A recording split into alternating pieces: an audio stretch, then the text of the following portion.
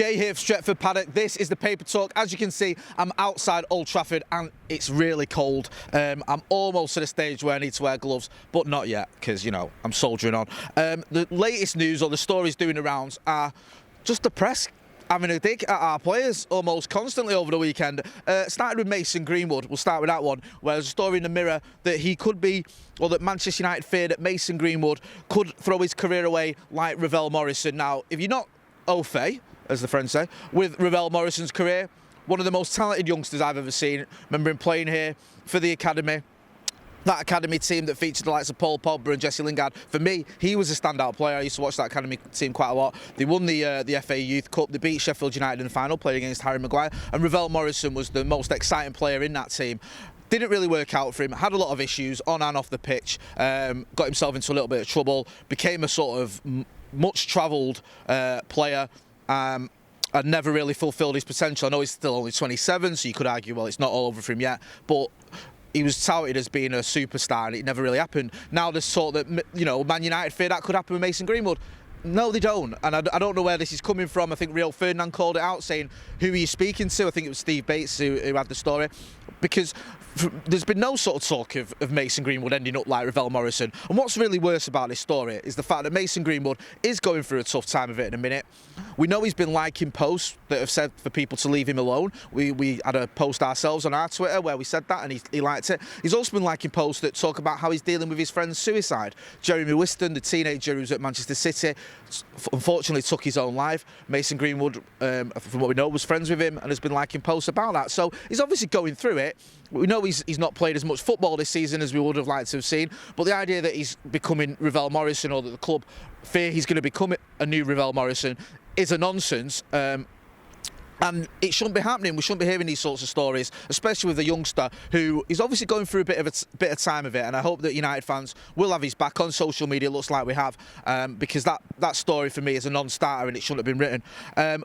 On other stories that shouldn't have been written and were non-starters, the Daily Mail wrote a story regarding Marcus Rashford having the audacity to spend some of his own hard-earned money on property for his family. How dare he?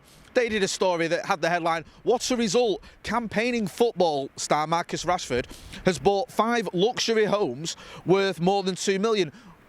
Straight in there, campaigning football star. The insinuation is Marcus Rashford's running a campaign to help people that need food. We're going to have a dig at him because he's bought some houses. Rashford actually responded to this. He quote tweeted it and said, "Okay, let's address this. I'm 23, I came from little, I need to protect not just my future, but my family's too. To do that, I made a decision at the beginning of 2020 to start investing more in property. Please don't run stories like this alongside references to campaigning."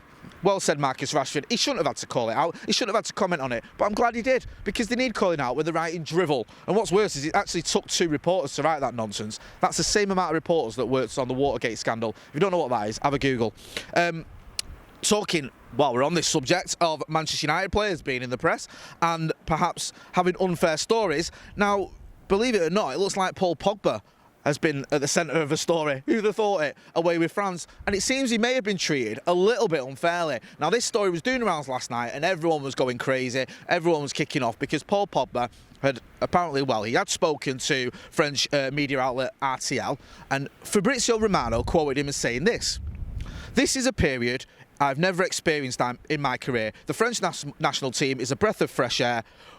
We are very happy to come here. It's not the same as with the club. We all group together. It is magical." Now, obviously, that rattled quite a few, or ruffled quite a few Manchester United fans' feathers, because, you know, it's not the same as the club. It seems like a slightly, I would say surreptitious, but it's not even quite surreptitious, really. It's quite an overt dig at Manchester United, the club, and maybe Ole Gunnar Solskjaer as well. But I think Fabrizio Romano, who is usually Mr. Reliable, Mr. Here we go, has actually misquoted Paul Pogba here, because the full quote from that is this: "It was a period I hadn't experienced in my career. I was used to playing and having rhythm." He's talking about the struggles he's had this season. "Now I am getting my sensations back little by little. I am finding myself back. I have put in performances like that, the one against Portugal," which is what he was referring to for France. "Be consistent. What about playing for the national team? It's a window that opens. I talked with Antoine Griezmann and Raphael Varane. We realised that the group is great, and when we're on the field, we have fun. It's not that in the club. And I think that even maybe clubs, there's a bit of ambiguity there, but it's not that in the club anyway, we'll say that. We don't have fun, but here it's not the same. So it's not that in the club we don't have fun, but here it's not the same. We laugh, it's really a family. And the group we have, regulars or substitutes, it's really magical, and that's why we're happy to come to the selection. The coach has enormous confidence in us, and we trust him too. That mental strength makes the difference. The substitutes, their seriousness and their professionalism and their talent, they work hard and they don't complain. So, is that a dig at United? Is that a dig at Ole Gunnar Solskjaer? I mean, he's saying it's not that in the club we don't have that. So that's not really a dig, is it? And I think he's been misquoted there. Listen, I know people get wound up with the fact that Paul Pogba goes away with France, and he either says something, or Deschamps says something, or someone else says something about him leaving or wanting to go to Madrid, or his dreams to play for Madrid, or there's some sort of story there and people think, oh, can't he just stop?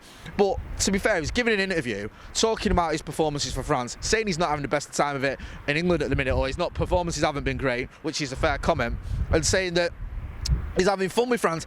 I think that's a bit of a non-story, and I think Fabrizio Romano, of all people, has thrown him under the bus a little bit there by missing out certain parts of it and making it look as though Paul Pogba has had a dig when he hasn't really had a dig. So, I don't know. I'm not really buying the idea that Paul Pogba's been overly critical of the club there, and I think he may have been hard done by. Also, responding to that, he was asked a question from Fabrizio Romano on whether the contract extensions between Paul Pogba and Manchester United, the talks won't take place, and he replied, United want to extend his contract, but there's nothing advanced yet. We will see.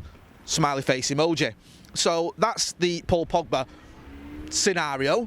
To me, it sounds like a storm in a teacup. I know lots of people will be losing their minds, but as I said earlier, I don't really see that there's much in that. There's lots of times you can have a dig up Paul Pogba. He hasn't been great this season. He's been far too inconsistent, especially when he started matches, and we want to see more from him. But is that something to be beaten? Is that stick to be beaten with him? With even? I'm not so sure. In other news, because there is other news, believe it or not just news about Paul Pogba, Alex Tellez has tested positive for COVID, or has he?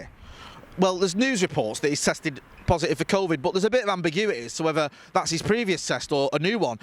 Brazil have put out a statement that says Arana was called on to form the Brazilian squad after left-back Alex Tellez tested positive for COVID-19. The player had contacted the virus while still in his club, Manchester United, and is no longer in a transmissive stage. So we've got to see what that happens there. It goes on to say a new examination will be carried out with the entire delegation on Sunday. If the test result is again positive, Alex Tellez will be recalled to Manchester United. So we'll keep you updated on that, because there's no story yet as whether he has been recalled here at the time of me recording this anyway.